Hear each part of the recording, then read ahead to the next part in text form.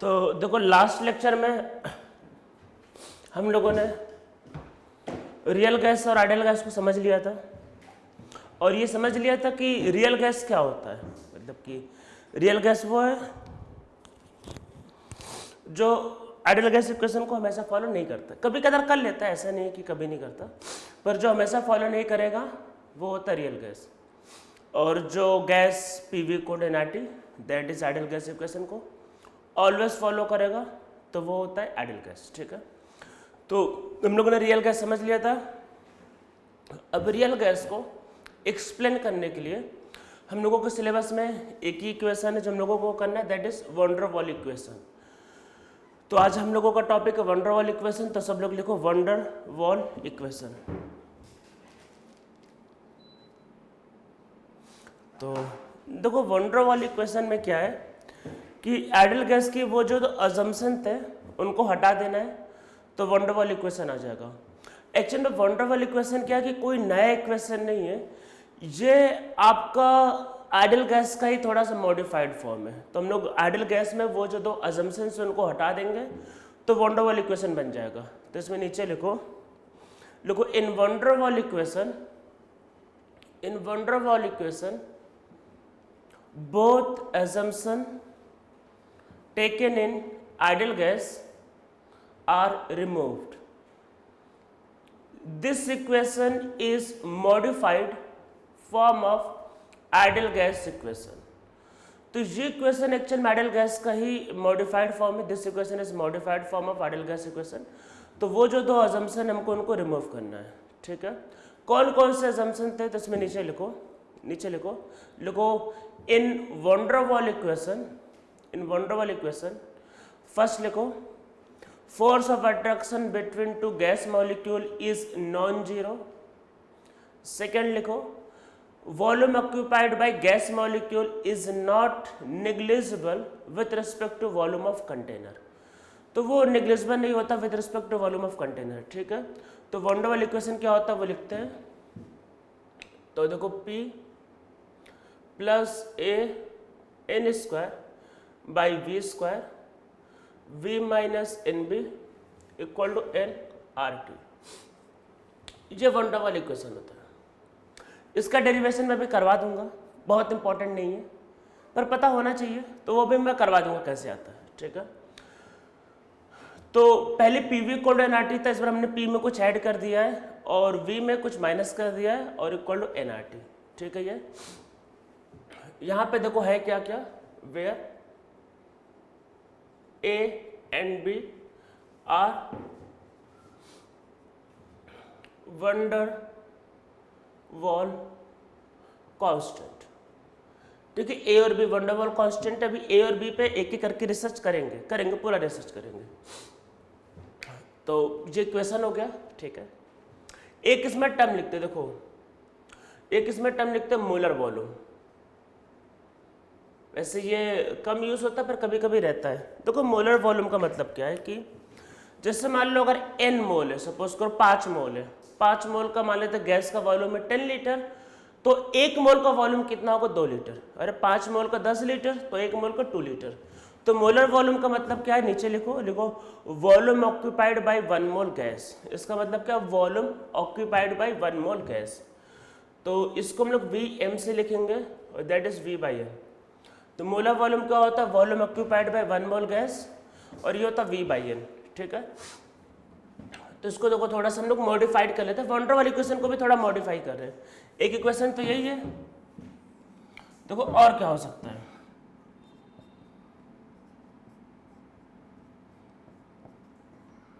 मैंने इसको n को नीचे भेज दिया। ठीक है, तो ये आपके पास हो जाएगा ऐसा, और देखो इधर n को डिवाइड करेंगे तो वो तो पता है मल्टीप्लाई है, तो किसी एक के साथ भी डिवीजन हो सकता है। तो मैंने इसके साथ डिवाइड कर दिया, so this will be v minus n minus B equal to R T. तो देखो volume by mole that is molar volume, ये बगल में लिखा हुआ है, तो कर लेते हैं। देखो क्या होगा, P और A upon V M square और V M minus B equal to R T. तो ये भी वैन डर वाल इक्वेशन का सेकंड फॉर्म है। तो यहाँ पे मोल नहीं है पर यहाँ पे हमने जो वॉल्यूम लिखा है, ये वॉल्यूम की जगह वो वॉल्यूम क्या, दैट इज मोलर वॉल्यूम, ठीक है। तो ऐसा भी लिखा जा सकता है, ठीक है, ये समझ लिया हम लोगों ने।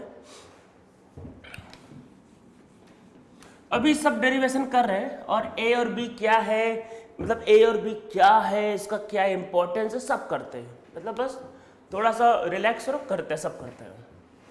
इसमें एक चीज़ चलो अभी नहीं करते, पहले यही कर लेते हैं डेरिवेशन, नहीं तो फिर बहुत लोगों को टेंशन होगा कि अरे सर डेराइव तो पहले करा दो, नहीं तो मुझे खाना नहीं बचेगा, सर क्या हो गया, मतलब ऐसा हो जाता है। जैसे मान लो वन रो वाली इक्वेशन है, तो इसका डेरिवेशन वैसे किसी काम का नहीं है, पर फिर भी अगर नहीं करा तो लोग कहते हैं अरे सर आपने क्वेश्चन डेराइव नहीं करवाया तो सर मेरा डाइजेशन सिस्टम पूरा ख़राब हो गया, मुझे नींद नहीं आ रही, सर कुछ तो करो, सर डेराइव करवा दो। तो करवा देते हैं, वैसे काम का नहीं है, मतलब बस ठीक, मतलब पता है तो ठीक है, वैसे इसकी डेरिवेशन पे क्वेश्चन नहीं आएगा। मतलब मैं अगर ए और बी का सिग्निफिकेंस अगर आपको मैं बता दूं तो बस वही इंपॉर्टेंट है, बाकी कैसे हुई क्वेश्चन में ना वो इंपॉर्टेंट नहीं है, पर फिर भी कर लेते हैं। नहीं तो फिर आप कल बोलोगे सर सही में आपने सर इक्वेशन का डेराइव नहीं किया, उससे मेरा पूरा सिस्टम में बिगड़ गया। तो ठीक है, इसको डेराइव कर लेते हैं। तो सबसे पहले स्टार्ट करते हैं वॉल्यूम करेक्शन फैक्टर्स। तो सबसे पहले वॉल्यूम करेक्शन फैक्टर्स है। तो आइडियल गैस में ये माना गया कि आपका मतलब जो गैस मॉलिक्यूल के वॉल्यूम है वो नेग्लिजिबल है, और कंटेनर का ही वॉल्यूम आपका गैस का वॉल्यूम होता है। पर एक्चुअल में जो PV इक्वल टू nRT जो होता है एक्चुअल में, इसमें ये जो V जो होता है, मतलब ये जो V होता है एक्चुअल में ये बताता है, ये आपको बताता है volume available for free movement of gas molecule. तो ये बताता है कि ये एक्चुअल में ये V क्या बताता है, ये V बताता है कि गैस मॉलिक्यूल को मूव करने के लिए कितना वॉल्यूम अवेलेबल है, ये उसके बारे में बताता है। तो अब समझो, अब आपके पास था क्या पहले, जैसे मान लेते एक कंटेनर था, तो हम लोग अगर एक मॉलिक्यूल को पकड़ते, सपोज करते हैं हमारा एक मॉलिक्यूल, हमने इसको देखा, तो हमने क्या अज्यूम किया था कि बाकी सारे मॉलिक्यूल का वॉल्यूम नेग्लिजिबल है, ठीक है। तो इसलिए इस मॉलिक्यूल को मूव करने के लिए पूरा का पूरा कंटेनर मिल रहा था। तो इसलिए पहले वाले केस में क्या था कि हमने सारे मॉलिक्यूल के वॉल्यूम को नेग्लिजिबल माना था, तो इसलिए इस गैस मॉलिक्यूल को मूव करने के लिए पूरा का पूरा कंटेनर मिल रहा था। तो इसलिए इनिशियली हम लोगों ने क्या किया था, जो वॉल्यूम ऑफ कंटेनर था वही आपके पास मतलब क्या था, वही आपका V था। पर अब हम लोगों ने इस केस में क्या किया है कि जो गैस मॉलिक्यूल है उनके वॉल्यूम को 0 नहीं लिया है, मतलब जो गैस मॉलिक्यूल उनके वॉल्यूम को 0 नहीं लिया। तो क्वेश्चन है कि अब क्या होगा। अब आप ऐसे समझो, मैं आपको एक एग्जांपल बताता हूँ। सपोज करते हैं कि जिस रूम में मैं बैठा हूँ, मतलब मैं जिस रूम से लेक्चर रिकॉर्ड कर रहा हूँ, इस रूम में जैसे मैं प्रेजेंट हूँ, सपोज करते हैं यहाँ पे क्लासरूम एक्चुअली, यहाँ पे कुछ बेंचेस भी प्रेजेंट है। अब आप ऐसे सोचो, मान लो एक गैस मॉलिक्यूल है, ठीक है, तो क्या गैस मॉलिक्यूल पूरे रूम में घूम सकता है? आप बोलोगे नो। वो क्या, जैसे जैसे जहाँ पे मैं प्रेजेंट हूँ, तो मैंने एक स्पेस ऑक्यूपाई कर लिया, तो उस स्पेस में गैस मॉलिक्यूल नहीं आ सकता है। मतलब गैस मॉलिक्यूल को घूमने के लिए मैं जिस जगह प्रेजेंट हूँ वहाँ नहीं आ सकता, या फिर जो स्पेस यहाँ पे बेंचेस ने ऑक्यूपाई किया वहाँ पे गैस मॉलिक्यूल नहीं आ सकता। तो मतलब कहाँ आ सकता है, तो मतलब कि जो रूम का वॉल्यूम था उसमें से मैं अपना वॉल्यूम, बेंचेस का वॉल्यूम माइनस करूंगा, उसके बाद जो वॉल्यूम बचेगा वो इस रूम का फ्री वॉल्यूम होगा, और गैस मॉलिक्यूल सिर्फ वहीं पे घूम सकता है। तो मतलब गैस मॉलिक्यूल सिर्फ कहाँ घूम सकता है, जो वॉल्यूम आपके पास अवेलेबल होता है फ्रीली, मतलब जो फ्री अवेलेबल होता है। तो एक्चुअल में V का मतलब होता है volume available for free movement of gas molecule, ऐसा मतलब होता है। हमने स्टार्टिंग में क्या है कि सारे गैस मॉलिक्यूल को वॉल्यूम नेग्लिजिबल माना है, तो उसको पूरा का पूरा कंटेनर मिल रहा था। अब देखो यहाँ पे क्या है कि यहाँ पे देखो ढेर सारे गैस मॉलिक्यूल होंगे, ठीक है, ये होंगे। अब ये देखो सब, ये जितने भी गैस मॉलिक्यूल है ये कोई ना कोई आपका स्पेस ऑक्यूपाई करेंगे। तो ये जो मॉलिक्यूल है वो अब इस जगह पे नहीं जा सकता, क्योंकि ऑलरेडी किसी और ने स्पेस ऑक्यूपाई कर लिया है। तो अब इस केस में क्या होगा, फिर अब इस केस में देखो क्या होगा, तो इस केस में ये होगा कि आपका जो V जो आपका अवेलेबल होगा, मतलब वॉल्यूम अवेलेबल जो होगा फ्री मूवमेंट के लिए, वॉल्यूम अवेलेबल जो होगा फ्री मूवमेंट के लिए, वो क्या होगा, वॉल्यूम ऑफ कंटेनर मतलब जो भी कंटेनर का वॉल्यूम होगा भाई, जो भी होगा उसमें से हमको माइनस करना होता है n टाइम्स बी। अब बोलोगे n टाइम बी का मतलब क्या है, देखो एक्चुअली बी का मतलब क्या है इसमें, वॉल्यूम ऑक्यूपाइड बाय 1 मोल गैस मॉलिक्यूल। तो B का मतलब एक्चुअल में क्या, B क्या होता है, तो B का मतलब होता है वॉल्यूम ऑक्यूपाइड बाय 1 मोल गैस मॉलिक्यूल। ठीक है, तो 1 मोल जो गैस मॉलिक्यूल एक्चुअल में जो वॉल्यूम ऑक्यूपाई करते हैं एक्चुअल में, वो आपके पास होता है अब B, मतलब जो भी 1 मोल गैस मॉलिक्यूल होते हैं एक्चुअल में वो B की वैल्यू होती है। ठीक है, अब ये n से मल्टीप्लाई किया, अरे कोई जरूरी है क्या कंटेनर में 1 मोल हो सकता है 5 मोल हो, तो 1 मोल के वॉल्यूम को 5 से मल्टीप्लाई करना, हो सकता है हाफ मोल हो तो हाफ से मल्टीप्लाई करना होगा, तो इसलिए ये आपका हो जाएगा, ये इक्वेशन बन जाएगा। ठीक है, तो हम लोग कंटेनर के वॉल्यूम में से क्या करते हैं, आपका गैस मॉलिक्यूल जो वॉल्यूम ऑक्यूपाई करेगा वो माइनस कर देंगे, तो ये इक्वेशन आ जाएगा। ठीक है, तो इसको ऐसा भी लिखा जाता है जैसे वॉल्यूम अवेलेबल का मतलब होता है वी आइडियल, तो अरे कंटेनर में जो वॉल्यूम अवेलेबल होगा वह वी आइडियल होता है, मतलब जो अवेलेबल है वॉल्यूम, तो ये क्या होता है volume of container minus n b. तो हम लोग आगे चल के इसको यहाँ पे रिप्लेस कर देंगे, पर वो बाद में करेंगे। ठीक है, अभी पहले बी पे आते हैं। ठीक है, अब देखो बी जो है वो गैस मॉलिक्यूल का वॉल्यूम है, तो कई बार ये क्वेश्चन पूछता है कि बी का वैल्यू किस पे डिपेंड करता है, कैसे इसको निकालते हैं। तो इसमें नीचे लिखो सिग्निफिकेंस ऑफ बी, कि बी का भाई क्या सिग्निफिकेंस है।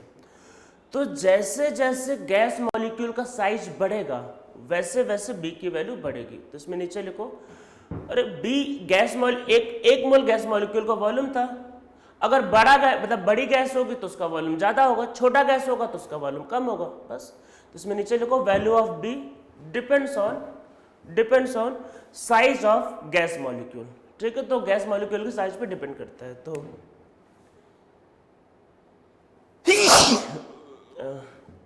तो देखो क्या होगा, जैसे हीलियम उससे ज्यादा नियॉन को, उससे ज्यादा ऑर्गन, उससे ज्यादा क्रिप्टॉन, उससे ज्यादा ज़ीनॉन, ये बी के वैल्यू का ऑर्डर है।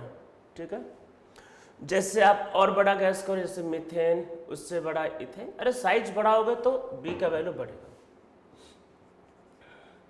ठीक है, मैंने साथ में आप लोगों को पढ़ाया था केमिकल बॉन्डिंग में कि ब्रांचिंग करने से क्या होता है, देखो उसका साइज छोटा हो जाता है, ब्रांचिंग करने से सरफेस एरिया छोटा हो जाता है, वॉल्यूम कम हो जाता है। ठीक है, इस बात को ध्यान रखना, आप लिखना चाहो तो खुद से लिख लो कि on branching surface area of molecule decreases, that is volume of gas molecule decreases. ठीक है, अरे आप खुद इस बात को मैंने समझाया होगा, आप खुद सोचो ऐसे कि आपको जब ठंड लगती है तो आप पूरा अपने बॉडी को फोल्ड कर लेते हैं सोने के लिए, क्यों, क्योंकि जिससे आपका सरफेस एरिया कम से कम हो सके, आपका सरफेस एरिया मतलब कम से कम कोल्ड के कांटेक्ट में आ सके। अरे ये नेचुरल है, आप ये खुद से करते हो, जैसे आपको कभी नींद लगे तो आप देखना खुद से नींद में ऐसा करोगे।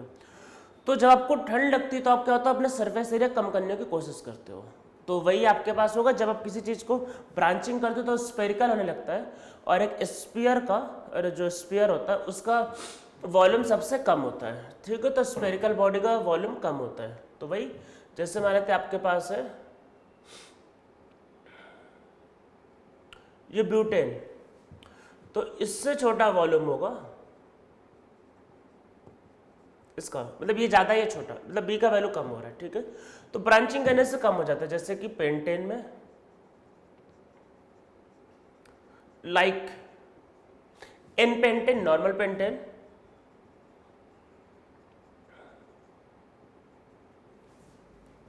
आइसोपेंटेन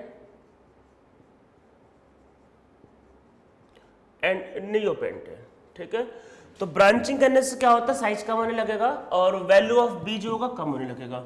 तो बी का जो वैल्यू होता है वो गैस मॉलिक्यूल के वॉल्यूम पे डिपेंड करता है। ठीक है, समझ में आपको आ रहा होगा। तो बस ध्यान रखना है कि जैसे जैसे गैस मॉलिक्यूल का वॉल्यूम बढ़ता है वैसे वैसे बी का वैल्यू बढ़ता है। ठीक है, अब हम लोग इसमें बी का वैल्यू कैलकुलेट करते हैं, तो नीचे हेडिंग लिखो calculation of value of B.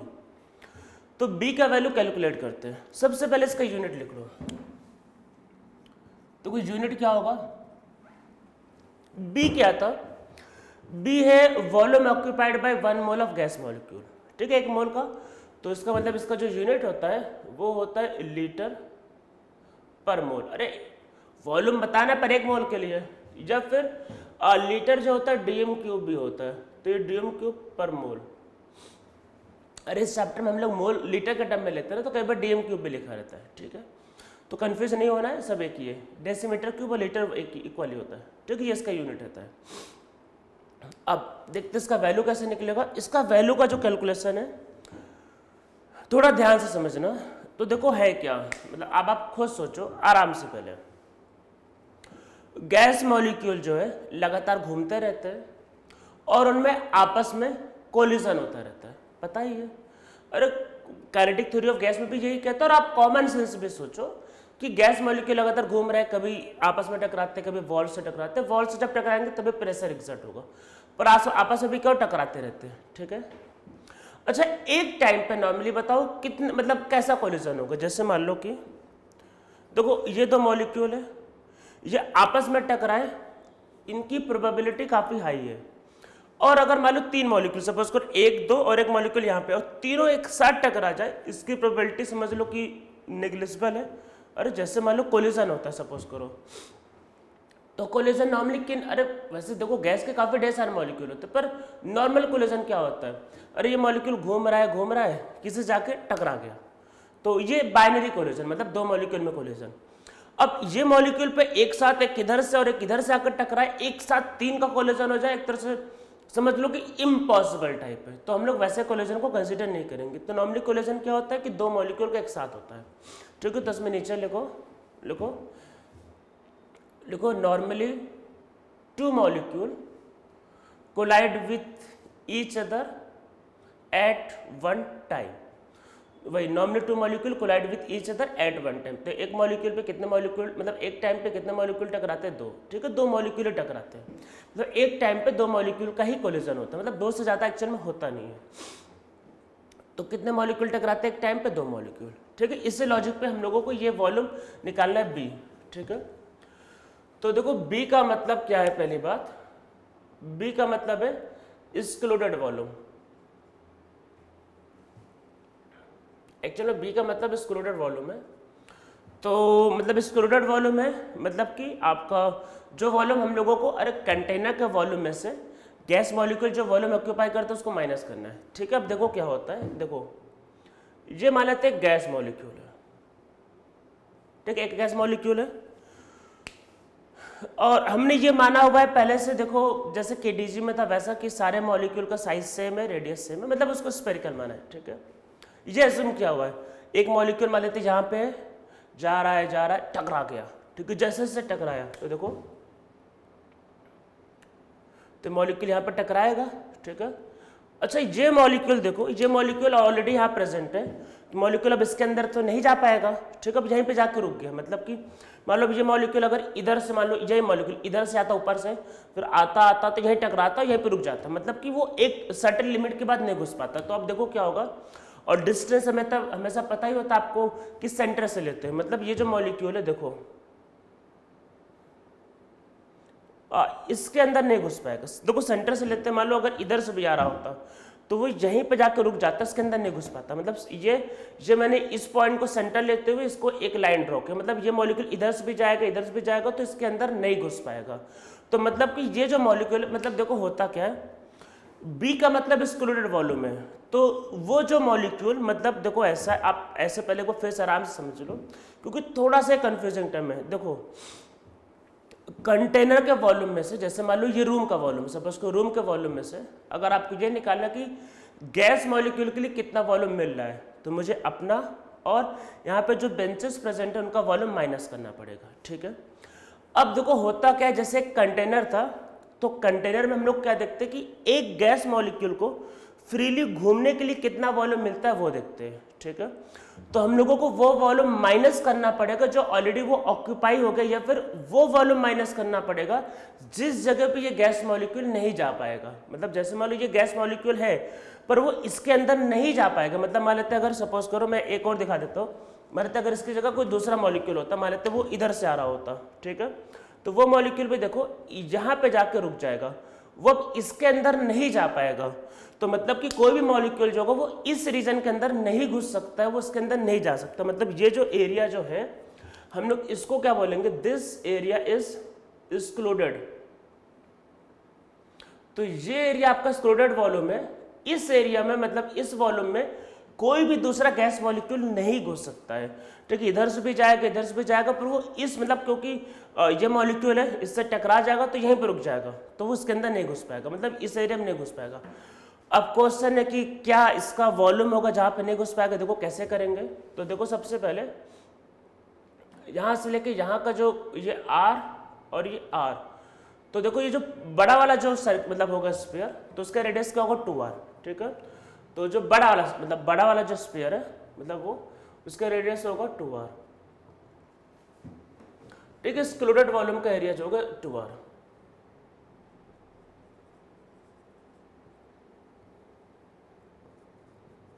अरे ये आप खुद सोच लो भाई, यहां भी देखो करोगे तो 2R होगा, R और R। ठीक है 2R। ठीक है, ये होगा। अब देखो इसमें होगा क्या आपके पास कि ये रेडियस तो चलो 2R आ गया आपके पास। देखो B क्या था, समझो B क्या था, B क्या था, B था वॉल्यूम ऑक्यूपाइड बाय 1 मोल gas molecule.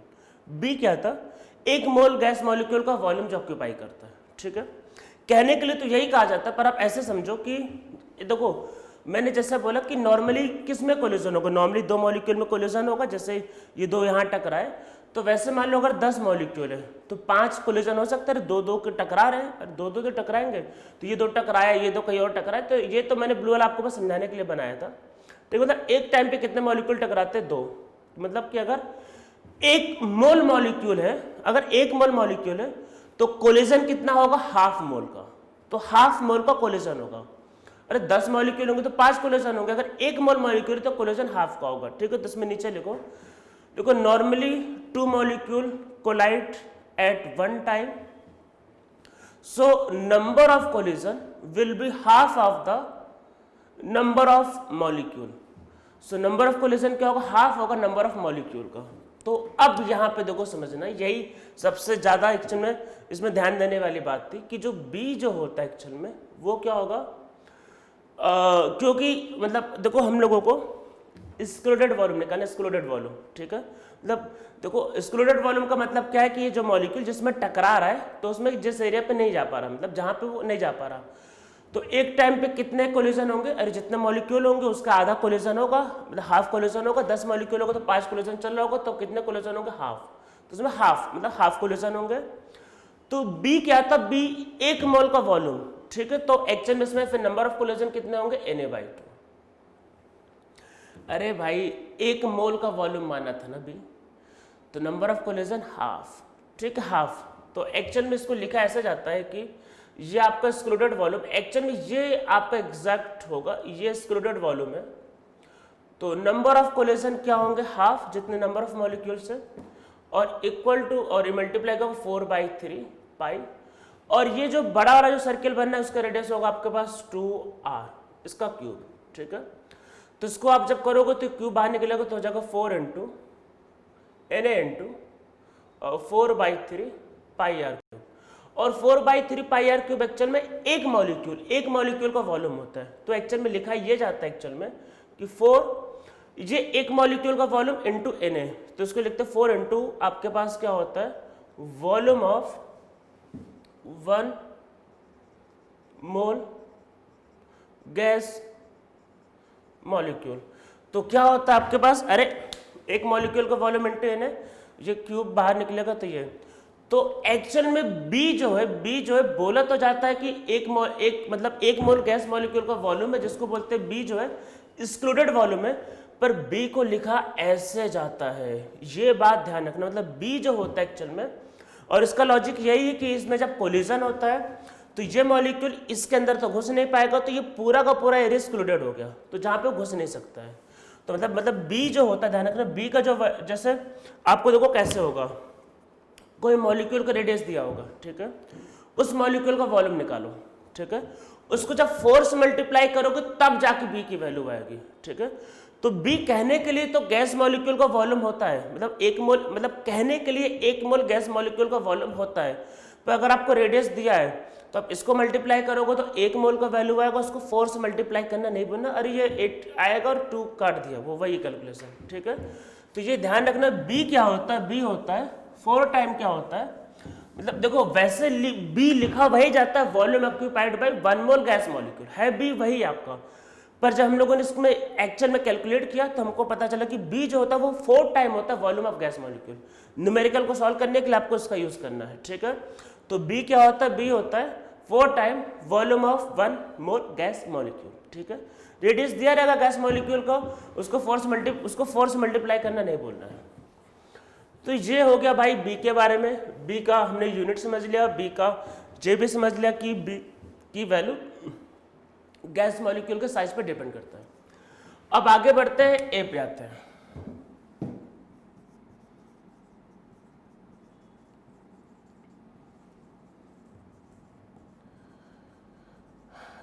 Pressure correction factor, ठीक है। नॉर्मली इसका ज्यादा सिग्निफिकेंस है उसके कंपैरिजन में, क्योंकि गैस मॉलिक्यूल में क्या होता है कि अट्रैक्शन ज्यादा इफेक्टिव होता है एज कंपेयर टू वॉल्यूम, ठीक है। अरे क्योंकि गैस को ठंडा करोगे आपका लिक्विफाई हो जाता है, तो उनमें क्या होता है अट्रैक्शन प्रेजेंट होता है, वो काफ़ी मतलब अट्रैक्शन ठीक ठाक सिग्निफिकेंस होता है। तो यहाँ पे दो अजम्पशन थे, एक अट्रैक्शन नेग्लिजिबल तब उसको अज्यूम कर रहे, दूसरा पहले आइडियल गैस में वॉल्यूम नेग्लिजिबल तब उसको अज्यूम कर रहे, तो उन दोनों करेक्शन को वही चेक कर रहे। देखो क्या होता है इसमें,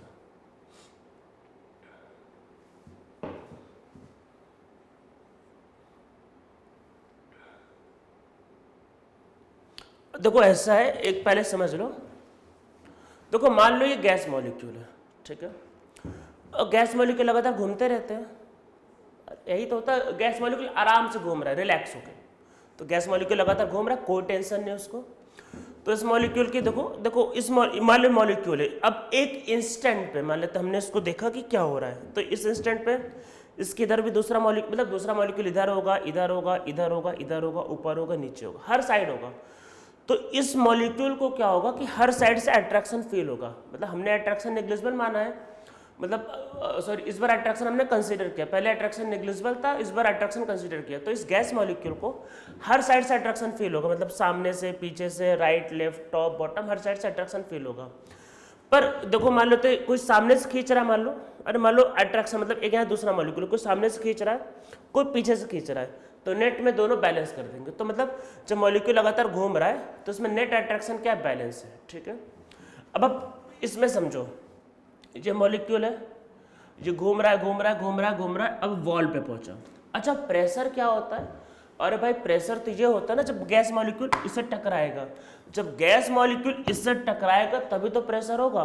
तो जैसे मान लो गैस मॉलिक्यूल यहाँ पे है, तो ऊपर नीचे राइट लेफ्ट हर साइड से फोर्सेस बैलेंस है, ये जा रहा है, जा रहा है, जा रहा है, जब ये यहाँ पहुंचा, अब देखो यहाँ पे टकराने वाला है जस्ट यहाँ पे।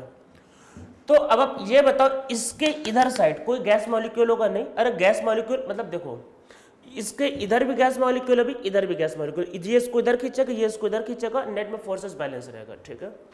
पर मान लो ये जा रहा है, जा रहा है, फिर यहाँ पहुंचा, ठीक है। अब देखो यहाँ पे क्या होगा, इसके आगे तो कोई गैस मॉलिक्यूल नहीं, पर पीछे गैस मॉलिक्यूल होगा। अब जो पीछे वाला मॉलिक्यूल होगा उसको अट्रैक्ट करेगा, जब अट्रैक्ट करेगा तो मान लो ये जैसे जा रहा है, जा रहा है, जा रहा है, फोर्सेबल, जब जहाँ पहुंचा तो पीछे इसको अट्रैक्ट करेगा तो इसकी स्पीड कम हो जाएगी, अरे पीछे से अट्रैक्शन फील होता है, स्पीड कम हो जाएगी, स्पीड कम हो जाएगी तो टकरा जाएगा, और टकराएगा कम स्पीड से। अरे मान लो 10 की स्पीड में चल रहा है, यहाँ पहुंचने के पहले पीछे वाले मॉलिक्यूल ने अट्रैक्ट कर लिया, तो इसकी स्पीड 10 से हो जाएगी कम 7 या 8, तो स्पीड कम हो गई क्योंकि पीछे वाले मॉलिक्यूल उसको अट्रैक्ट किए, तो इस वजह से प्रेशर क्या होता है, कम हो जाता है। अरे प्रेशर क्या होगा, अरे प्रेशर होता है force upon area. Gas molecule जब टकराते हैं तो जो फोर्स लगाते हैं तो फोर्स को एरिया से डिवाइड करो, तो हमने क्या देखा कि अंदर के मॉलिक्यूल उसको अट्रैक्ट कर लेते हैं, तो इस वजह से क्या होता है उसका स्पीड टकराने के पहले कम हो जाता है, इसका मतलब वो प्रेशर कम एग्जर्ट करता है। तो हम लोगों को क्या है कि उसमें कुछ वैल्यू ऐड करनी पड़ेगी, तो भाई देखो क्या होता है, देखो जब गैस मॉलिक्यूल अंदर है, ठीक है, तो इसको हर साइड से फोर्स ऑफ अट्रैक्शन एक्सपीरियंस होता है हर साइड से, तो इसलिए इस गैस मॉलिक्यूल पे कोई फर्क नहीं पड़ता, ठीक है। पर जब टकराने वाला है, जैसे मानो टकराने वाला है, तो उसके जस्ट पहले क्या होगा, कि इस गैस मॉलिक्यूल को सिर्फ पीछे साइड से क्या होगा, अट्रैक्शन फील होगा। जब टकराने वाला है तो उस समय क्या होगा, उस गैस मॉलिक्यूल को सिर्फ पीछे से क्या होगा, अट्रैक्शन फील होगा। जो पीछे से अट्रैक्शन फील होगा तो उसका जो स्पीड होगा टकराने का वो कम हो जाएगा, तो फोर्स एक्सपीरियंस कम हो जाएगा। ठीक है, तो इसमें नीचे लिखो, फिर ये डायग्राम को ड्रॉ कर लो, फिर नीचे लिखो when gas molecule is present inside the container, it experience equal force of attraction from all direction, so net force of attraction on gas molecule is 0. But when this gas molecule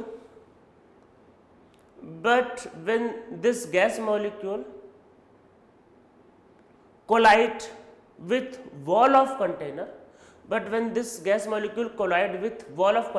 at that time it experience force of attraction only from inside of container. It experience force of attraction only from inside of container. So due to this force of attraction, speed of gas molecule decreases just before collision. So force exerted, सब लिखते रहो, so force exerted by gas molecule on wall of container is less than the actual force by force exerted by gas molecule on wall of container is less than the actual force. Actual force का मतलब ये है कि अगर कोई attraction नहीं होता तो ज़्यादा फोर्स से जाकर टकराता, पर क्योंकि अट्रैक्शन हुआ तो क्या हुआ कि कम फोर्स से टकराया। ठीक है, so pressure exerted by gas molecule is less than the actual pressure. तो मतलब जो एक्चुअल प्रेशर उससे कम है। देखो प्रेशर का मतलब क्या होता है, हम लोगों को अंदर का भी प्रेशर देखना होता है, पर हम लोग अंदर का प्रेशर देख नहीं सकते। हम लोग क्या होता है, वॉल का प्रेशर देखते हैं, क्योंकि वॉल का प्रेशर का मतलब ये है कि जो गैस टकरा रहा है उसी को फोर्स को एरिया से डिवाइड करते। तो अब वॉल पे तो भाई कम स्पीड से टकराता है, अब अंदर का प्रेशर क्या है, ज़्यादा है। मतलब अंदर भी गैस मॉलिक्यूल होंगे ना आपस में टकराने, फिर अंदर का प्रेशर जो है ज़्यादा है वो, और वॉल पे टकराने के पहले क्या है कि स्पीड कम हो जा रहा है, तो मतलब वॉल पे जो प्रेशर है वो कम है, तो हम लोगों को एक प्रेशर का फैक्टर इसमें ऐड करना पड़ेगा। तो वही देखते हैं कि क्या होगा। अब देखो ये जो टकरा रहा है ये किस किस फैक्टर पे डिपेंड करेगा। ठीक है, तो वही आपके पास देखते हैं, आपके पास क्या होगा इसमें कि ये जो वैल्यू होगा आपको किस पे डिपेंड करेगा आपके पास। ठीक है, तो मतलब देखो क्या होगा आपका, वही जो फोर्स ऑफ अट्रैक्शन जो एक्सपीरियंस करता है, तो वो फोर्स ऑफ अट्रैक्शन जो डिपेंड करेगा, ये पहली बार डिपेंड करेगा मोल बाय वॉल्यूम पे, मतलब कि कंसंट्रेशन पे। आप बोलोगे सर कंसंट्रेशन पे, देखो मान लो सपोज करो 1 मोल मेरे पास गैस है। ठीक है, 1 मोल गैस है, छोटा कंटेनर है, तो मॉलिक्यूल पास होंगे, तो टकराने के पहले पीछे से अट्रैक्शन ज़्यादा एक्सपीरियंस होगा। मान लो 1 मोल गैस मॉलिक्यूल है और 1 मोल गैस और छोटा कंटेनर है, तो मॉलिक्यूल पास होंगे, तो टकराने के पहले क्या होगा, पीछे ज़्यादा मॉलिक्यूल होंगे तो ज़्यादा अट्रैक्शन एक्सपीरियंस होगा। ठीक है, मान लेते हो वही 1 मोल गैस मॉलिक्यूल पर कंटेनर बड़ा हो गया, तो कंटेनर बड़ा होगा तो मॉलिक्यूल दूर होंगे, तो टकराने के पहले उसके पीछे कम मॉलिक्यूल होंगे, तो मतलब वॉल्यूम ज़्यादा होगा तो मॉलिक्यूल दूर होंगे तो अट्रैक्शन नहीं होगा, तो वॉल्यूम ज़्यादा होना अच्छा नहीं है। ठीक है, दूसरा मोल के टर्म में, अब सोचो एक कंटेनर है, एक सिंपल कंटेनर, अगर ज़्यादा मोल लोगे तो ज़्यादा गैस मॉलिक्यूल होंगे तो ज़्यादा अट्रैक्शन, तो गैस मॉलिक्यूल ज़्यादा होगा तो ज़्यादा अट्रैक्शन, और वॉल्यूम कम होगा तो पहले फोर्स ऑफ अट्रैक्शन डिपेंड करता है कंसंट्रेशन पे। ठीक है, दूसरा क्या होता है, ये जो फोर्स ऑफ अट्रैक्शन होता है ये एक्चुअल में डिपेंड करता है नंबर ऑफ कोलिजन्स पे, और जो फिर से वही n/v पे डिपेंड करेगा। मतलब नंबर ऑफ कोलिजन का मतलब क्या है, अरे भाई गैस मॉलिक्यूल है, वो आराम से रिलैक्स से जा रहा है, एक से टकरा गया, अब जैसे टकराए तो डिस्टर्ब हो गया, तो इसकी स्पीड कम हो गई, तो वो जब बार बार टकराएगा, अब मान लो कि सपोज करो एक छोटा सा कंटेनर में ढेर सारे गैस मॉलिक्यूल, मतलब छोटा सा कंटेनर ढेर सारे गैस मॉलिक्यूल टकरा रहा है, बार बार टकरा रहा है। जब बार बार टकरा रहा है तो बार बार वो डिस्टर्ब हो जाएगा, तो उसकी स्पीड बार बार कम हो जाएगी। तो इस वजह से जब वो वॉल पर टकराएगा तो उसकी स्पीड कम हो जाएगी। तो कोलिजन, अगर गैस मॉलिक्यूल में कोलिजन होगा तो पर्टिकुलर मॉलिक्यूल की स्पीड कम हो सकती है, ये अज्यूम कर लेते हैं कम हो जाती है। तो उस कोलिजन की वजह से भी क्या होता है कि जब वो टकराता है तो वो क्या होता है कि कम फोर्स, अरे स्पीड में मान लो जा रहा है, जैसे मान लो इससे टकराना है, आ रहा है, टकरा गया तो इसकी स्पीड कम होगा, फिर धीरे से टकराएगा। तो मतलब कोलिजन की वजह से भी क्या होता है, आपका उसका स्पीड कम हो जाएगा। और कोलिजन फिर से किस पे डिपेंड करेगा, अरे ज्यादा मोल होगा तो ज्यादा कोलिजन होगा, और वॉल्यूम अगर ज्यादा होगा तो मॉलिक्यूल दूर दूर होंगे, फिर से कोलिजन क्या होगा आपके पास कम हो जाएगा। मतलब आपके पास जो होगा नेट जो डिक्रीज होगा, मतलब नेट फोर्स ऑफ अट्रैक्शन समझ लो, या फिर जो आपका नेट जो डिक्रीज हुआ, मतलब कि आप समझ लो कि जो नेट जो डिक्रीज होता है,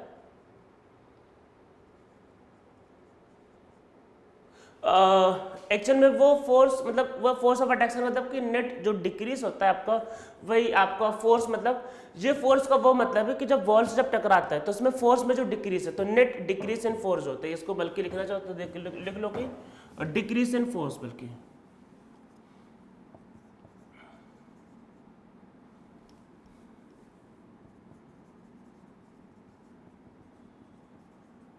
तो जो फोर्स पे जो डिक्रीज होता है, मतलब अरे जो टकराने का, वो डिपेंड करता है कंसंट्रेशन पे, और जो डिक्रीज इन जो फोर्स होता है फिर से फोर्स, वो डिपेंड करता है नंबर ऑफ कोलिजन पे, ठीक है। तो मतलब क्या होता है फिर, तो अब जैसे मान लो एक कंटेनर है, ठीक है, देखो टेम्परेचर किससे मेजर करता है, थर्मामीटर से। वैसे प्रेशर किससे मेजर करता है, बैरोमीटर से। बैरोमीटर को क्या होता है, वॉल पे लगाया जाता है, तो मैंने यहाँ पे एक बैरोमीटर लगा दिया, तो ये जब इससे टकराता है तो वही भाई रियल प्रेशर बताएगा कि कितना टकरा रहा है, तो हमको रियल प्रेशर क्या होगा पता चल जाएगा। तो मतलब क्या होगा, रियल प्रेशर हमको पता चल गया, ठीक है। पर वो जो प्रेशर जो लगा रहा है उसमें क्या होगा कि वो टकराने के पहले भाई कोलिजन्स हो जाते हैं, अट्रैक्शन हो जाते हैं, मतलब टकराने के पहले क्या होता है, उसको अट्रैक्शन फील होता है, और टकराने के पहले वो कोलिजन होता है, तो उसकी वजह से उसका स्पीड क्या हो जाता है, कम हो जाता है। जब आप दोनों को मिला दोगे तो जो नेट फोर्स होगा वो डिपेंड करेगा n²/v²। अरे जो नेट डिक्रीज होगा, मतलब कि जो देखो ऐसा होता है, जो नेट, मतलब मैं इसको इरेज कर देता हूँ बल्कि, तो मतलब कि जो नेट डिक्रीज जो होता है वो डिपेंड करता है n²/v², मतलब नेट जो भी प्रेशर में डिक्रीज होगा वो इस पर डिपेंड करेगा, और इसको हटाने पे रखते हैं a टाइम n²/v²। तो मतलब कि जो p जो रियल होता है उसमें आपको ये फैक्टर ऐड करना पड़ता है, और यही आपका होता है p आइडियल। देखो आराम से समझो, आइडियल का मतलब है कि गैस मॉलिक्यूल में कोई अट्रैक्शन नहीं, कोई दिक्कत नहीं, मोमेंटम कंजर्व है, आराम से चुपचाप जाकर टकराएगा, कोई दिक्कत नहीं। पर रियल में अट्रैक्शन भी होता है, रियल में अट्रैक्शन है तो मोमेंटम कंजर्व भी नहीं होता, तो दिक्कतें होती। तो हमें रियल वाले प्रेशर में ये फैक्टर को क्या होता है, ऐड करना पड़ता है, ठीक है। अब क्वेश्चन है कि ए क्या है इसमें, अरे ए भाई, ए आपका गैस मॉलिक्यूल का नेचर है, मतलब अगर मान लो, अच्छा एक एज्यूम करो, मान लो कंटेनर में हीलियम गैस है, तो हीलियम गैस का छोटा साइज है, ना कोई फोर्स होता है, तो दो हीलियम गैस मॉलिक्यूल में अट्रैक्शन कम होगा। और वही अगर मान लो कंटेनर में अमोनिया गैस है, तो अमोनिया गैस में आपस में हाइड्रोजन बॉन्डिंग होती है, तो वहां पे स्ट्रॉन्ग अट्रैक्शन होगा। तो वही ए की वैल्यू क्या होती है, ए की वैल्यू क्या होता है, गैस के नेचर पे डिपेंड करेगा। ए हमको बताता है इंट्रामोलिकुलर फोर्स के बारे में, ठीक है, तो इसको नीचे लिख लो। तो मतलब आइडियल क्या होगा, जो रियल प्रेशर जो आता है, जो हम लोग बैरोमीटर से मेजर करते हैं, उसमें ये टर्म ऐड करना पड़ता है। इसमें नीचे लिखो, ये सब लिख लिया, नीचे लिखो where value of a depends on nature of gas, ठीक है, गैस के नेचर पे डिपेंड करता है, ठीक है। ए के वैल्यू पे भी रिसर्च करते हैं, मतलब ए के वैल्यू पे वैसा कोई रिसर्च नहीं, रिसर्च अभी करते हैं कि ये क्या कम और ज्यादा होता है, पर पहले इक्वेशन पे आ जाते हैं। तो देखो होता क्या एक्चुअल में, देखो पी आइडियल होता है, वॉल्यूम आइडियल इक्वल nRT। देखो आइडियल का मतलब, वॉल्यूम आइडियल का मतलब ये होता है volume available for free movement of gas molecule. इसका मतलब होता है volume available for free movement of gas molecule. तो यहाँ पे क्या होता है एक्चुअल में, जो रियल वाला है, रियल वाले का मतलब ये कि जो आपने मेजर किया है, मतलब जो बैरोमीटर से जो रीडिंग लेके आता है, तो उसको रियल वैसे लिखने को लिख सकते हो, वैसे लोग लिखते नहीं, हटा सकते हैं। फिर ए टाइम क्या होगा, n square by we square, ठीक है। और ये वॉल्यूम ऑफ कंटेनर होता है, उसमें से एन टाइम बी और एन आर टी। तो ये है आपका वन डर वाल इक्वेशन। मतलब वन डर वाल इक्वेशन एक्चुअल में कुछ नया इक्वेशन नहीं है, ये आइडियल गैस इक्वेशन का मॉडिफाइड फॉर्म है जहां पे हमने दोनों असम्पशन को हटा दिया है, ठीक है। तो समझ में, ये कोई नया इक्वेशन नहीं है, आइडियल गैस इक्वेशन का ही मॉडिफाइड फॉर्म है, बस दोनों जो असम्पशन हमने लिए हुए तो वो हटा दिए, ठीक है। अब आते हैं ए पे, तो नीचे लिखो सिग्निफिकेंस ऑफ ए। तो ए के बारे में आते हैं, तो देखो ए का वैसा कोई फॉर्मूला नहीं जैसे बी के लिए निकाला, तो ए तो अट्रैक्शन के बारे में बताता है। तो ए में नीचे लिखो, पहले लिखो a tell us about the force of attraction between two gas molecule. As force of attraction between two gas molecule increases, value of A also increases, ठीक है। तो A क्या होता है, दो मॉलिक्यूल के बीच में फोर्स ऑफ अट्रैक्शन को बताता है। जैसे जैसे मतलब फोर्स ऑफ अट्रैक्शन बढ़ेगा, वैल्यू ऑफ A बढ़ेगा, ठीक है। A बाई इंट्रामोलिकुलर फोर्स, तो इसमें लिखना चाहो लिख लो, लिखो value of A depends on intramolecular force, ठीक है। इसके बारे में आप लोगों को बहुत डिटेल में केमिकल बॉन्डिंग के लास्ट में करवाए। तो अब जैसे मान लेते मिथेन नॉन पोलर गैस है, तो इससे ज़्यादा फोर्स ऑफ अट्रैक्शन होगा CO2, उससे ज़्यादा होगा मान लेते हैं SO2। SO2 में क्या है कि डायपोल डायपोल मूवमेंट, तो उससे ज़्यादा आपका होगा अमोनिया, अमोनिया में हाइड्रोजन बॉन्डिंग, ठीक है। तो ऐसा अट्रैक्शन हो सकता है। तो ये वैल्यू ऑफ एक ऑर्डर है। बाकी नॉर्मल गैस में अगर आपका मास बढ़ेगा, तो मास अगर बढ़ेगा तो वैल्यू ऑफ ए बढ़ेगा, ठीक है। वही जो लास्ट में केमिकल बॉन्डिंग में किया था वही करना है इसमें, ठीक है। तो वही आपको जो पढ़ाया था बॉइलिंग पॉइंट, जैसे हम लोगों ने वंडर वॉल, अरे वो क्या था ना, वो इंडस डायपोल जो था, तो ब्रांचिंग करने से इंटरमोलिकुलर फोर्सेस कम हो जाते हैं, तो वही सेम। तो जितना ज़्यादा इंटरमोलिकुलर फोर्स होगा उतनी ज़्यादा ए की वैल्यू होगी, ठीक है। तो ए की वैल्यू क्या होता है, गैस मॉलिक्यूल के नेचर पर डिपेंड करता है। इसमें एक चीज़ और, यूनिट ऑफ ए, तो यूनिट के बारे में शायद से आप लोगों को बताया गया होगा, शायद से यूनिट जब आप दो टर्म को ऐड करते हो, फिजिक्स में बताया गया होगा कि आप जब दो टर्म को ऐड करते हो, और फिजिक्स में शायद वन डर वाल इक्वेशन ही समझाया गया होगा, क्योंकि ये बहुत फेमस एग्जांपल है यूनिट को समझाने के लिए। जब दो टर्म को ऐड करते हो तो उनका यूनिट सेम होना चाहिए। तो इसका यूनिट क्या है, एटीएम, तो इसका भी यूनिट एटीएम आना चाहिए। तो इसलिए जो ए का जो यूनिट होता है एक्चुअल में, ये नीचे वॉल्यूम है तो ऊपर भी वॉल्यूम लेके कट करना पड़ेगा, तो होता है लीटर स्क्वायर एक्चुअल में इनटू एटीएम और पर मोल स्क्वायर, ये इसका यूनिट है। आप खुद देखो, लीटर स्क्वायर से लीटर स्क्वायर का यूनिट कट जाएगा, ऊपर मोल स्क्वायर से मोल स्क्वायर का यूनिट कट जाएगा, बचेगा एटीएम। तो ये एक यूनिट होता है लीटर स्क्वायर एटीएम इनटू पर मोल स्क्वायर। या ये क्योंकि थोड़ा सा ठीक लग रहा है तो कंफ्यूज करना, मतलब कंफ्यूज करने में क्वेश्चन वाले को बहुत मजा आता है, तो ये कंफ्यूज करने के लिए ये रहेगा DM टू द पावर 6। अरे लीटर की जगह होगा DM क्यूब, तो स्क्वायर तो DM पावर 6 ATM पर मोल स्क्वायर, तो ये भी इसका यूनिट होता है, ठीक है। तो ये ए का यूनिट है। तो यूनिट कैसे निकाला वो आप लोगों को यूनिट एंड डायमेंशन में फिजिक्स में समझाया क्या होगा, तो उसी लॉजिक का मैंने यूज किया है, ठीक है। तो वन डर वाल इक्वेशन आ गया हमारे पास, सब कुछ कर लिया। अब हम लोगों को वन डर वाल इक्वेशन को सॉल्व करना है, और एक ग्राफ जो था जेड वर्सेस पी का उसको ड्रॉ करना है, ठीक है। तो जेड वर्सेस पी वाले ग्राफ को ड्रॉ करते हैं और वन डर वाल इक्वेशन को देखो सॉल्व करते हैं। देखो सबसे पहले फिर से इसमें लिखते हैं कंप्रेसिबिलिटी फैक्टर जेड। तो कंप्रेसिबिलिटी फैक्टर जो जेड होता है एक्चुअल में, ये हम लोग लिखते हैं, देखो PV इक्वल टू होता है NRT, जो उस पर लिखा जाता है PVM इक्वल टू RT, ठीक है। अरे P मैंने N को डिवाइड कर दिया तो ऐसा लिखा जाता है, ठीक है। तो ऐसा आइडियल गैस इक्वेशन में होता है। तो देखो होता है क्या, V real upon V ideal, ठीक है। तो ऐसा लिख सकते हैं। तो ये वी आइडियल, अरे भाई ये वी आइडियल नहीं है, तो इसको ऐसा लिखा जाता है V real upon N R T by P. तो V real by N actual में इसको लिखते हैं वी एम रियल। ठीक है, वी एम रियल का मतलब अरे वो कंटेनर का वॉल्यूम, कंटेनर का वॉल्यूम। अरे आइडियल का मतलब क्या है? आइडियल का मतलब है जो गैस मॉलिक्यूल के फ्री वॉल्यूम अवेलेबल होता है, वो आइडियल का मतलब है। ठीक है, तो उसमें एन बी माइनस भी करना होता है। ठीक है, तो मतलब यहाँ मतलब एन बी जो होता है एन बी वो माइनस करना होता है। वी आइडियल का मतलब क्या? आइडियल का मतलब है कि गैस मॉलिक्यूल को फ्री जो वॉल्यूम अवेलेबल होता है, ठीक है, वो होता है। रियल का मतलब यहाँ पे समझ लो कि वो कंटेनर का वॉल्यूम। अरे यही तो था ना वो हम लोगों ने जो कल समझा था कि इंस्ट्रूमेंट में हमने देखा, रीडिंग देखा, तो जो आया वही तो मतलब रियल का मतलब ये कंटेनर का वॉल्यूम है। ठीक है, ये रियल का मतलब है। ठीक है, और आइडियल का मतलब volume available for free movement of gas molecule. ठीक है, जो हम निकाल नहीं सकते एक्चुअल में। अरे एन बी अभी नहीं दिया ना, तो वो निकाल नहीं सकते। Into P upon are T, ये ज़्यादा बेटर होगा। अभी आप इसको ऐसा लिखोगे जेड इक्वल टू क्या होता है पी वी एम, अरे रियल हटा दो कोई दिक्कत नहीं, अपॉन आर टी।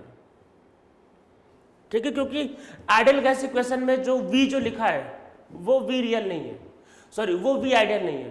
अरे वी आइडियल तो फ्री मोमेंट के लिए होता है, वो तो है ही नहीं वो। ठीक है, तो ये वी रियल, तो मतलब कि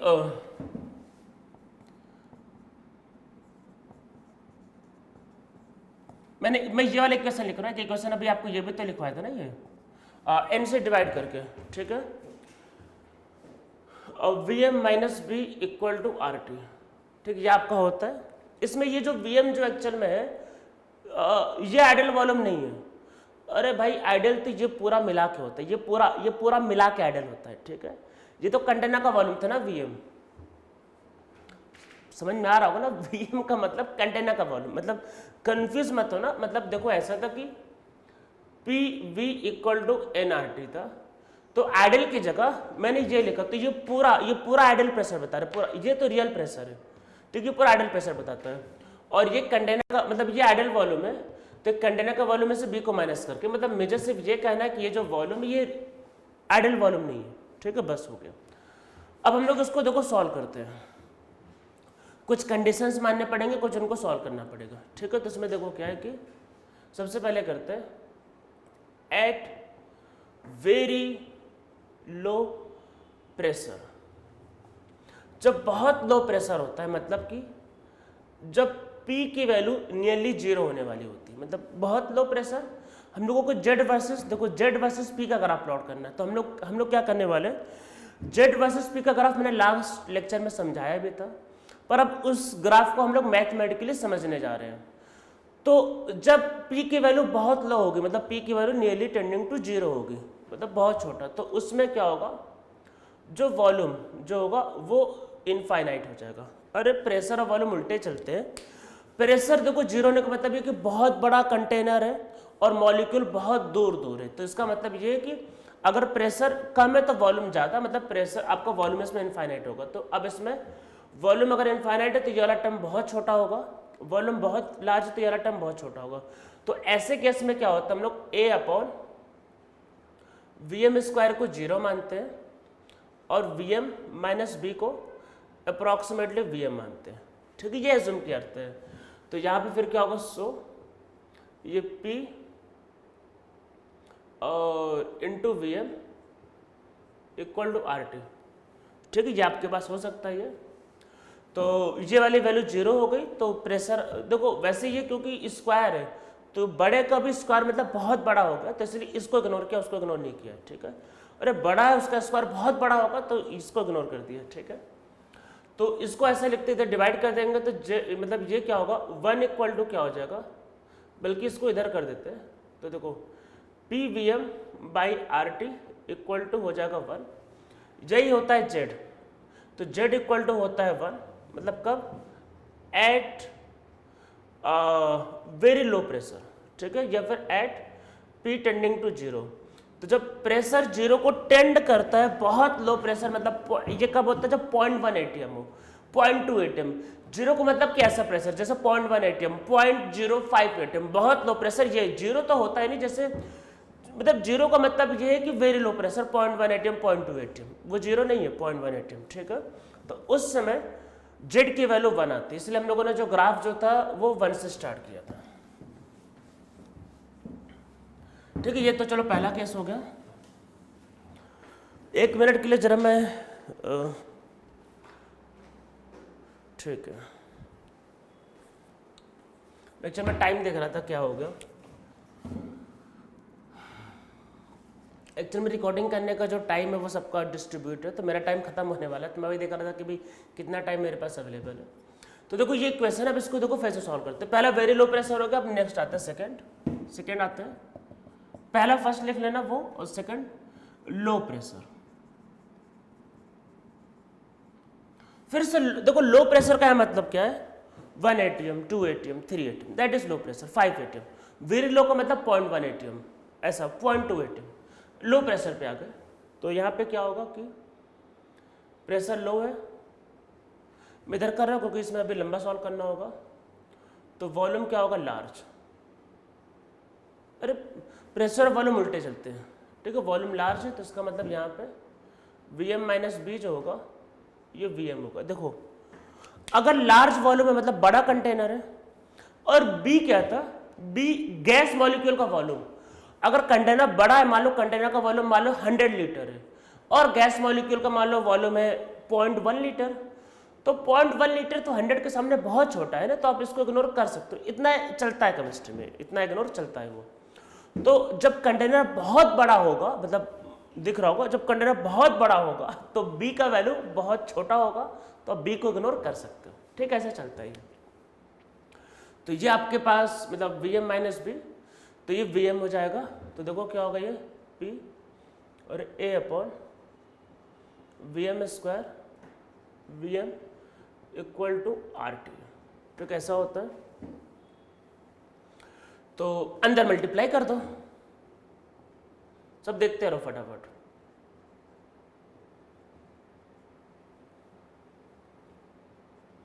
RT से भी डिवाइड कर दो,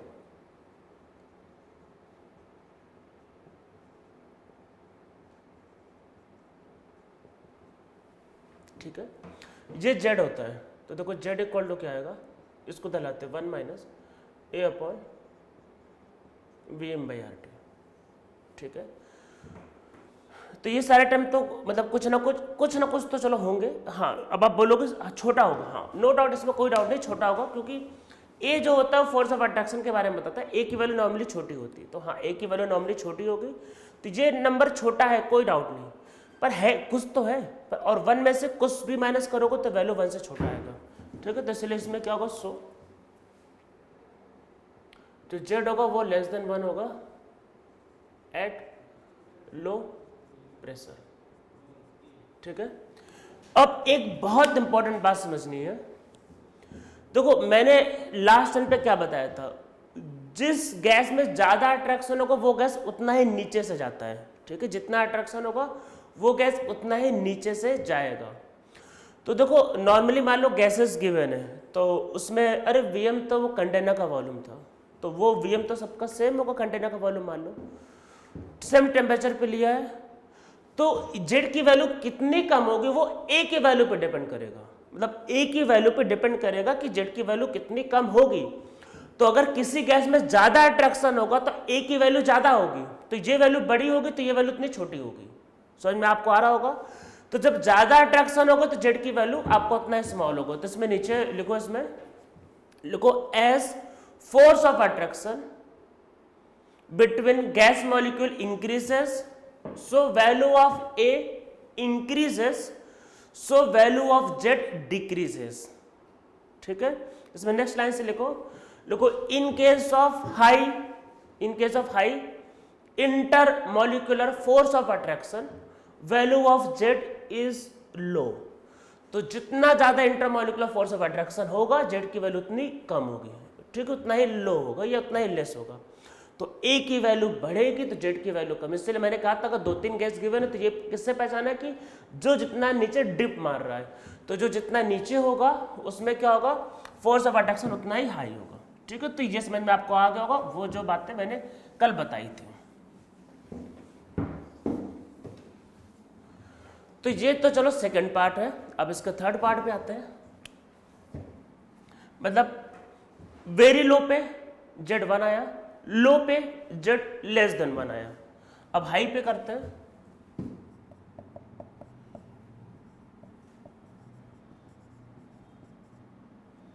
देखो प्रेशर जब हाई है, हाई का मतलब यहाँ पे 100, 200, 500 ATM, बहुत हाई प्रेशर। नॉर्मली वैसे 500 या 1000 ATM मतलब बहुत हाई प्रेशर।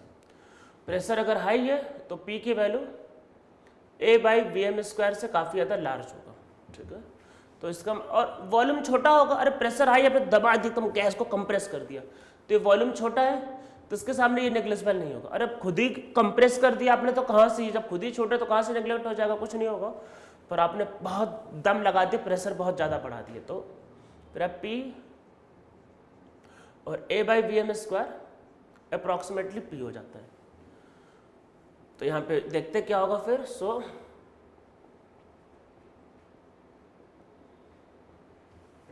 ठीक है, ये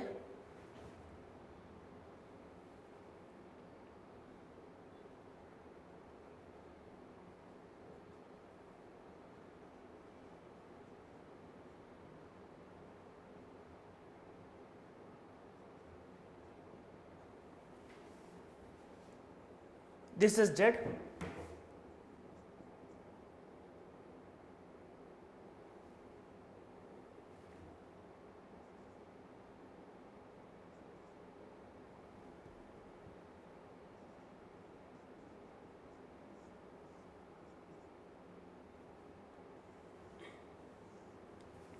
ठीक है, साथ में ये ध्यान रखना है कि अरे कुछ ना कुछ तो टर्म ऐड हो रहा है, तो Z की जो वैल्यू होगी वो 1 से बड़ी होगी एट हाई प्रेशर।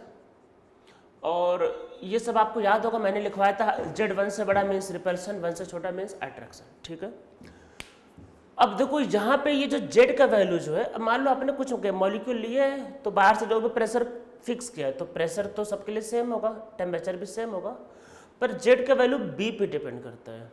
और B जो होता है वो गैस मॉलिक्यूल का साइज होता है। पहले जो कम वाला जो था, अरे पिछले वाले पार्ट में वो A था, इस बार B है, तो B जो होता है वो गैस मॉलिक्यूल को वॉल्यूम पे डिपेंड करता है।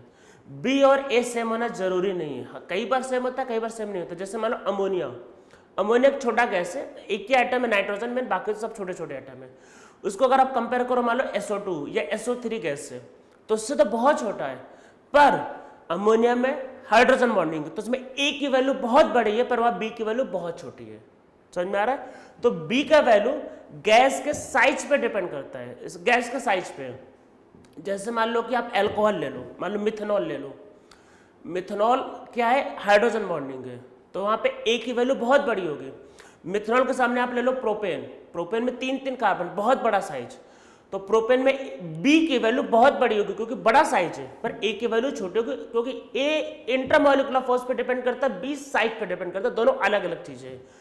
तो ये जो Z की वैल्यू जो है वो B पे डिपेंड करता है। इसलिए मैंने कहा था कि नीचे डिप से पहचानना कौन सी गैस है, ऊपर आगे जाके कुछ भी हो सकता है, क्योंकि आगे वाला फैक्टर वो साइज पे डिपेंड करता है।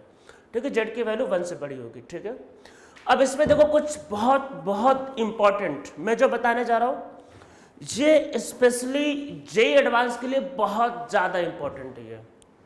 समझो, इसमें ये जो क्वेश्चन लिखा है इसको लिखने के पीछे एक रीजन है। देखो क्या है, Z इक्वल टू क्या 1 B बाई मतलब RT इंटू P। ठीक है, हम लोग जो ग्राफ प्लॉट करते हैं वो Z वर्सेस P का है, तो Z Y एक्सिस पे है, तो ये Y एक्सिस है, ये X एक्सिस है, और ये उसका स्लोप, अरे y equal to mx plus C, तो ये स्लोप है। तो वो जो कर्व था जो आगे स्ट्रेट लाइन आ रहा था उस स्ट्रेट लाइन का स्लोप है, स्लोप। तो मतलब वो जो स्लोप ऑफ लाइन जो होगा वो है B/RT, और ये उसका इंटरसेप्ट। मैं भी बताता हूँ ये क्या है, तो ये ध्यान रखना है, उस आगे वाले लाइन का स्लोप। ये बहुत बार, मतलब बहुत बार तो नहीं, मतलब 1-2 बार पूछा गया एडवांस में। ये सब क्योंकि अब हम लोग मैथ्स में बहुत डिटेल में जा रहे हैं, तो एडवांस वालों को बहुत मजा आता है केमिस्ट्री में भी मैथ इन्वॉल्व करने में। तो ये ध्यान रखना है कि वो जो लाइन जो आगे जा रही है उसका स्लोप है b by R T, b by R T उसका स्लोप है, ठीक है। तो हम लोग ये जो हम लोगों ने किया इसको मैं अब आपको देखो ड्रॉ करता हूं कि क्या है इन सब का मतलब।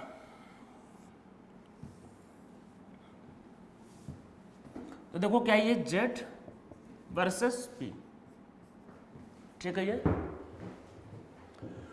तो ये एक डॉटेड लाइन, डॉटेड लाइन का मतलब हमारा रेफरेंस एक तरह से जो जेड इक्वल टू 1 को इंडिकेट करता है, ठीक है। स्टार्टिंग में कर्व आइडियल गैस है, ठीक है। ये मैं एक नॉर्मल बिहेवियर ड्रॉ करो अभी, शुरू में अट्रैक्शन होगा तो जेड की वैल्यू कम होती है, फिर बाद में कर्व ऐसे चला जाता है, ठीक है। ये ऐसा होता है। ये जो कर्व नीचे जो ड्रॉ किया है ये पैराबोला हाइपरबोला कुछ भी नहीं है, ये कर्व ए की वैल्यू पे डिपेंड करता है, ठीक है। तो ये जो रीजन है ये है आपका लो प्रेशर, मतलब देखो यहां तक मैं कर रही है पी अट्रैक्शन डोमिनेट कर रहा है और मैं यहाँ पे ऐसा देखो मैं 3 पार्ट में डिवाइड कर दिया। ये जो रीजन है ये वेरी लो प्रेशर का, एक्चुअल वेरी लो प्रेशर का मतलब एक्चुअल में तो होता है 1 atm से कम, any pressure less than 1 atm, ठीक है। ये रीजन है लो प्रेशर का। तो लो प्रेशर नॉर्मली होता है मान लो कि 1 atm से लेके 500 atm या 200 atm, गैस टू गैस वो डिपेंड करता है, गैस टू गैस डिपेंड करता है। अब इसके आगे जो रीजन है ये आपका हाई प्रेशर है,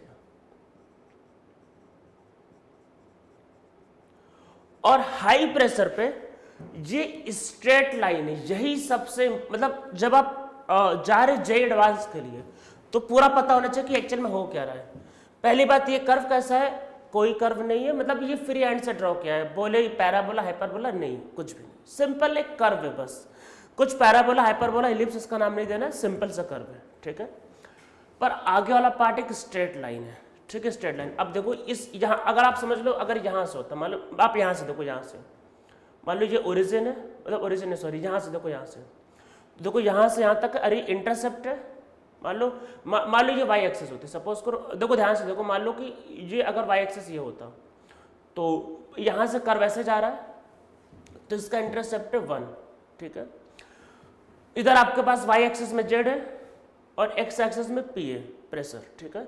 इसका जो आपके पास जो स्लोप है इस लाइन का, ये जो लाइन जो जा रहा है इसका slope b by R T है। तो ध्यान रखना ये जो लाइन आगे जाती है ये स्ट्रेट लाइन, इसका स्लोप है बी बाई आर टी, इस बात को ध्यान रखना है। और ये जो स्लोप की जो वैल्यू है ये गैस मॉलिक्यूल के वॉल्यूम पे डिपेंड करता है, ठीक है। तो ये पूरा लिख लो और नीचे लिख लो कि आपका स्लोप ऑफ अबव कर्व, ये जो कर्व है depend on size of gas molecule, तो गैस मॉलिक्यूल के साइज पे डिपेंड करता है, ठीक है। तो जो आपका जो स्लोप होगा वो गैस मॉलिक्यूल के साइज पे डिपेंड करेगा, मतलब वो किस पे डिपेंड करेगा, वैल्यू ऑफ बी पे। तो 1 मिनट फिर से रुकते, जरा टाइम में देख लो कितना बच रहा है, और टाइम थोड़ा सा कम हो गया पर फटाफट मैं एक चीज और कर लेता हूँ। लास्ट एक केस, एक fourth case of helium and hydrogen. देखो भाई हीलियम और हाइड्रोजन जो होते हैं उनमें अट्रैक्शन नहीं होता, अरे बहुत छोटे से गैस है, ना कोई फोर्स वंडरवॉल ना कुछ, छोटा साइज। तो इनमें क्या होता है एक्चुअल में ए की वैल्यू 0 होती है। इनमें ध्यान रखना है कि गैस मॉलिक्यूल में अट्रैक्शन नहीं होता, इसमें नीचे लिख लो नो फॉर, मतलब नेग्लिजिबल लिख लो, बल्कि इन दोनों को इवन अगर आप लिक्विफाई करोगे तो टेम्परेचर -240 -250, मतलब -240 -250 जो कि अचीव करना बहुत बहुत डिफिकल्ट होता है। तो इसमें नीचे लिखो, क्योंकि इसमें अट्रैक्शन बहुत कम होता है, लिखो intermolecular force of attraction in hydrogen and helium are negligible. तो ये नेग्लिजिबल होते हैं, ठीक है। ये देखो फटाफट क्या होगा, ये फटाफट करते हैं इसको।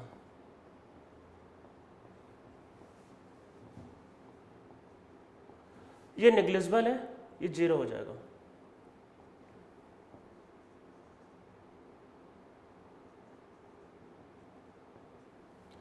इसको डिवाइड करना, फिर से रीअरेंज करना, देखो z इक्वल टू आएगा 1 + b/rt × p, वही इक्वेशन बनेगा। तो इसका मतलब कि नीचे लिखो दिस, लिखो इसका मतलब कि z इज ग्रेटर देन 1, इसका मतलब नीचे लिखो in case of hydrogen and helium force of attraction are 0, so value of z is always more than 1। तो वैल्यू ऑफ z क्या होता है? हमेशा मोर देन 1। पर अगर बहुत लो प्रेशर होगा, बहुत लो प्रेशर पे तो p की वैल्यू 0 होती है, तो ये आपका 1 हो जाएगा, तो बाकी वो 1 से बड़ा होता है। तो देखो अब कर्व हम लोग कुछ प्लॉट करते हैं, पर एक बात को ध्यान रखना, किसका भाई z बड़ा है वो b पे डिपेंड करेगा। b का मतलब गैस मॉलिक्यूल का साइज। अच्छा बताओ किसका साइज बड़ा होगा, H2 या हीलियम? अरे दो आइटम में तो कॉमन सेंस है ना, हाइड्रोजन का बड़ा होगा तो b का वैल्यू H2 का बड़ा होगा हीलियम से। भाई कॉमन सेंस से लगाओ, कॉमन सेंस। देखो b, देखो बाकी सब तो सेम है, तो b का वैल्यू किसका बड़ा होगा? जिसका साइज बड़ा। अरे देखो हाइड्रोजन का साइज छोटा है, हाइड्रोजन का साइज छोटा है हीलियम से, पर दो हाइड्रोजन है, मॉलिक्यूल है, तो साइज बड़ा होगा ये। तो देखो कुछ ऐसा होता है, ये हाइड्रोजन का कर्व है, ये हीलियम का कर्व है, ठीक है। ये कर्व मीथेन का। आप बोलोगे सर ऐसे क्रॉस क्यों करवा दिया? अरे भाई आगे के रीजन पे जो होता है वो b के वैल्यू पे डिपेंड करता है ना, आगे का जो रीजन है b के वैल्यू पे डिपेंड करता है, तो मीथेन का b बड़ा होता है तो आगे क्रॉस कर लेगा, ठीक है। तो उससे नहीं पहचाना होता मीथेन, नीचे वाले से, ठीक है, नीचे a और ऊपर, और आगे जाने में मीथेन का साइज बड़ा है ना, उसको क्रॉस कर लेगा वो, ठीक है।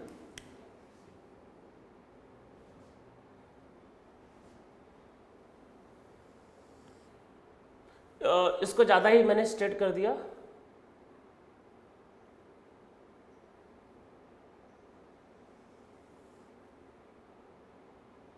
तो ये कुछ बहुत स्पीड में बढ़ा है, तो मतलब कोई बहुत बड़ा मॉलिक्यूल, जैसे मान लो कि